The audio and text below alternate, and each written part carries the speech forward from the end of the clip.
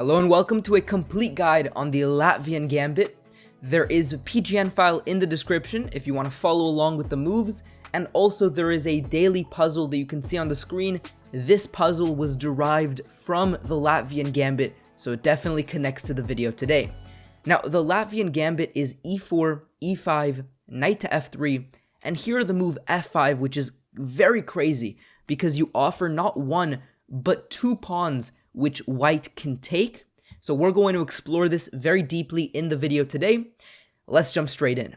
Now, the first thing that I want to clarify is that white really needs to take these pawns. If they play a move that is not very much in the spirit of the gambit, if they play a move like d3, let's say, black is totally fine. Because if anything, we have extra space, and now we can solidify our position. We can defend this pawn while simultaneously defending this pawn, and from here on out we develop but all of our pieces, we castle, and we really just have a very nice position where we've expanded early with f5, which could lead to continuing attack with the g5, g4. We could take in the center. If they ever take, we could take back with the bishop and get a very nice developed piece. So we're doing totally fine here. We develop our pieces. We have extra space, which we could look to expand. Black has more than equalized already. White is not fighting for anything. This is not interesting. This is not what we're going to focus on. We're going to look at the two moves that accept the gambit, and let's begin with taking the pawn on f5. Now, we continue here by playing e4. We push our pawn forward. Now, queen to e2 is the main move, because if they try to move the knight, sure, they can move the knight back all the way to the starting square, but then we can expand and develop, and we're doing very fine. If they move their knight instead, for example, knight e5, there is one thing you have to be careful about, which is this diagonal. This is a huge theme. Always double check, triple check that there is nothing along this diagonal that can hurt you. Because, for example, here, with the pawn on f5, with the knight on e5, there's a lot of pressure on g6. So if you play a random move, they infiltrate queen h5, it's already over. G6 they can take with the pawn. You want to be careful when they have pressure on the g6 pawn, not to allow their queen to infiltrate. So basically, as a quick rule of thumb, whenever their queen can come to h5, insert the move knight to f6. We stop that from being a reality, from being possible. And here, if they insist with bishop e2, which is very logical, now they're trying to send their other piece here, this is not nearly as dangerous because when the bishop is on h5, we can just move our king and there's no checkmate on f7 like there would be if the queen was on h5. So here we just go bishop e7. Now, this might look really sad because we're down a pawn and our king has moved. But fear not, we have some compensation. Even though these pieces look nice, they're not as nice as they look. The move d6 is very soon going to come. We're hitting the knight. We're going to regain the material. We can always consider to take, and afterwards we can go g6 and hit the queen or the bishop, and then we can get our king back and regain control of the center. And really, there's not much to worry about. I'll show an example of this. If they play knight to c3, we can just develop the knight as well, eventually take back the pawn, then go g6, king to g7, get the rook in. Material is equal. We have the only pawn in the center of the board. We have nice development. Our king is as safe as it could be, and there's nothing to worry about here. If we trade everything down, we're doing totally fine. It's a very equal sort of position. In fact, this endgame would be very drawish, but black is definitely not worse there. And if they choose not to trade again, we're totally fine. It's an unbalanced position, but one where white cannot claim much of an advantage at all. Now, I want to look back because some of you might be terrified at this position, looking at the move knight f7, seemingly winning material, but it's not as easy as it looks. We go queen to e8, pinning the knight, and now if they take the rook, we can take this bishop either with the queen or the knight. That's kind of a matter of preference if you want to trade pieces or not, but something like this, super fine because we're going to win the knight, right? King to g8, king to h8 is unstoppable. We're going to win the knight and then be up material once we regain this pawn as well. So that's the general thing that you want to consider when it comes to the variation of them taking on f5. You expand forward. If they move their knight, you have this line of going knight to f6. What if they don't move their knight? Let's say they go queen to e2. Here we go queen e7. Now we force them to move the knight. And now, after they move that knight, we go knight to c6. And again, this is kind of a nice way for us to ensure that the bishop develops, because we put pressure on the center, and if they take, the bishop now has a very nice path forward. I do want to mention this check here is now not as dangerous as it was previously, because among other things, we can just move the king to e8, and we have this extra square for the king where it is super safe, and this is completely fine for black. After knight to c6, if they take instead, we take again, and we're opening up this bishop for us. And for example, knight f6 comes, and then queen to e5, putting more pressure on the center. The center is going to collapse for them. This pawn here on f5 is not holdable. They can't maintain it.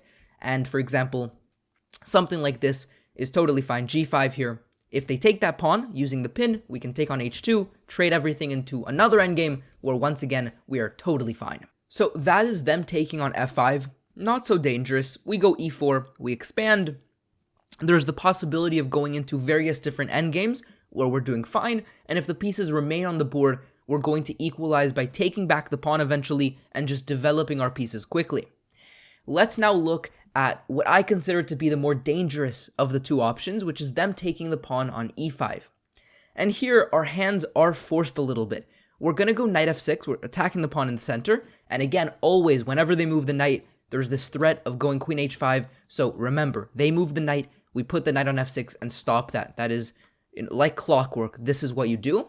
And so knight f6, and here, the kind of most appealing option as white is to take the other pawn. They're now up 2 pawns, and it's not so clear how we're going to regain those pawns. This is what I recommend. Queen e7, attacking the knight. Queen to e2, defending, which is forced if they defend with the pawn, by the way. Then we have the move d6, which is very scary for them. So, queen e2, now we go d6 anyways. Now we're going to win one of those pawns back by just virtue of this bishop taking the pawn on f5. And as for the other pawn, we don't need to win it back because we have sufficient compensation. You might be wondering, what is that compensation? Well, it's the development of our pieces, right? The bishop is active, the knight can get quickly into the game, and as is very typical with Gambit, we're sacrificing a little bit of material, 1 pawn, in exchange for a huge lead in development. And that becomes really clear when you look at the fact that we've already castled and we're already expanding by move 11. We have the initiative, we have the punch, boom, d4. And if they were to play, taking the pawn, we take back, we hit the bishop. Very scary for them now. Our pieces are all in the game. And there is one game I want to look at with bishop e6, which is one of the possibilities they have.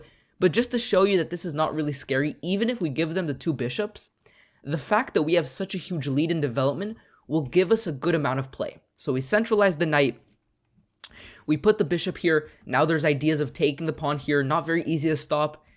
We ended up winning some of that material back, and here we're winning another pawn. White ended up giving a bishop for the rook, so they won the exchange, but this is one of those moments that material is less important than it is in some other positions, because we have already a very nice expansion. The bishop is nice, the knight is nice, our pawns are nice. We have a very solid position here. So bishop d4, eventually taking over here, transforming the position into a rook endgame, where even though we are not up materially, we are up positionally, because our pawns are very quick to promote, their pawns not so much. And here, white did not play very precisely, black did. They got a very nice advantage, which they very simply converted, and white resigned here because the simple king to c2 or to a2 will win. So that's one game just to kind of illustrate some of the ideas you have as black. Basically, just play with your pieces and your lead in development, create threats, open, control the open files, put pressure with your bishop and your knights, and you're going to get very good, sufficient counterplay. So that is one of the variations I wanted to explore, which is what happens if they're greedy, they take both of the pawns. Now, if they only take this pawn here, and then they play like a passive move bishop e2, they don't take the second pawn, one thing we could do here is to take the pawn in the center with f takes e4, and we've regained the material, and then some. Because after the move g6, notice they don't have that same level of play that they wanted. If this was a queen, there would be ideas of knight to g6 with the pin here, but it's a bishop, so there's no tactics.